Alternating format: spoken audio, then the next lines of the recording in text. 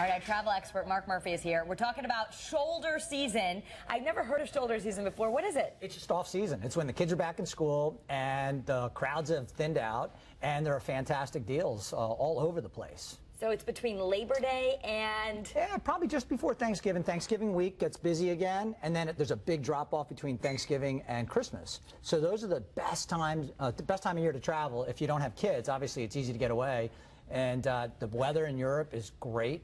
I mean, it's actually nicer in Greece and places like that in the fall than it is in the summer because it's so hot in the summer. It's really, right. That's why I always plan my vacation the last week in August into the beginning of September, because most of the kids are back in school at that point, or they're getting ready to go back in school, and you can get into a restaurant, you can get into, you can go into an exhibit and not be standing in these lines. And the other thing you forget about in Europe is the stores are open.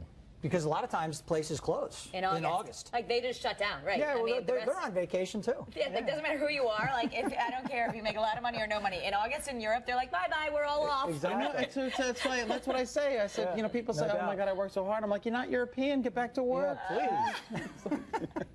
So where should we go? Can learn. Yeah.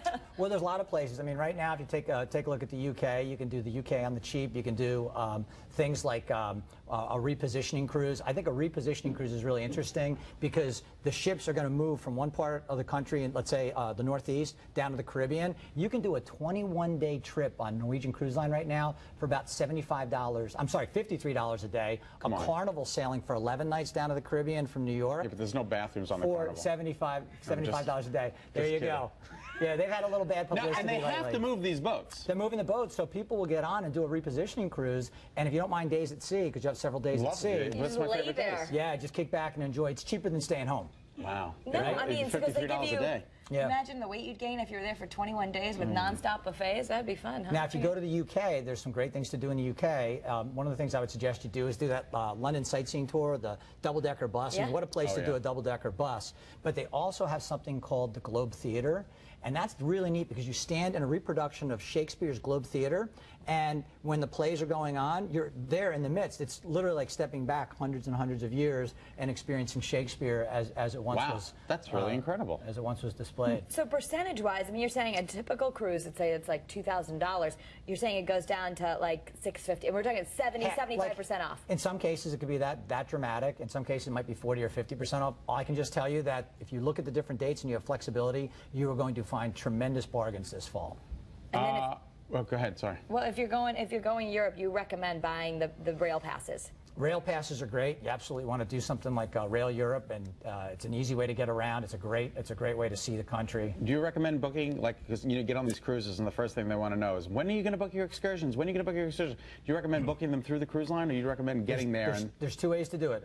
There's a company called Shore Trips. Yeah. And you can book shore excursions through Shore Trips. They work with all the major cruise lines. Okay. And you'll save 30 to 40% booking it through them versus, in some cases, booking on the cruise lines. Now, if you book it with the cruise lines, you're getting brought off the ship and seamlessly through that experience. So there's different ways to do it. Right. I'd rather pay the 30 or 40% off. Best thing to do, talk to a travel agent. People don't realize how many ways you can save money and how many things they provide, like value-added coupons and other things. You just had a coupon segment, right? Well, people think that you're going to go to a travel agent, you're going to pay them. That's not the case. I'll give you an example. I'm staying in New York City tonight. Yeah. I'm going to pay about $400 for the room, but I'm getting $100 food and beverage credit. I'm getting breakfast for 2 in the morning worth $80. And you start thinking, you look at that, I get free wireless, all those other things. My net rate is around $220 for a 5-star hotel, and it's a suite.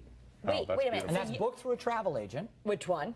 American Express. Okay, so you an American Express agent, and they have a program called the Fine Hotels and Resorts Program, which provides all these value-added amenities when you book with your American Express card and book with that travel agent. So if you don't book with that agent, you don't know that that deal exists. Right. Okay. So that's the thing. It's their business. Let them go. You're thinking that they're going to charge more, but really it's the companies that are paying the travel agents to bring us to them. Exactly. Exactly. All right. And the book. The book, Travel Unscripted. Get the book. So that's my book. It's an Amazon bestseller. And, there I am on the cover. Get it while you can. You like that shot? I like it. I do. Looks just like you, Scott. All right, Mark Murphy, thank you so much. Thank you. Great to see you, Mark. It's a pleasure. All right, it's Friday. Up next, we're going to be making delicious cocktails. The last show of the season, Kara, we're going to be making drinks. It's Peel Liqueur, and they're based right here in Connecticut. They make their own limoncello. We'll be right back. Stay with us.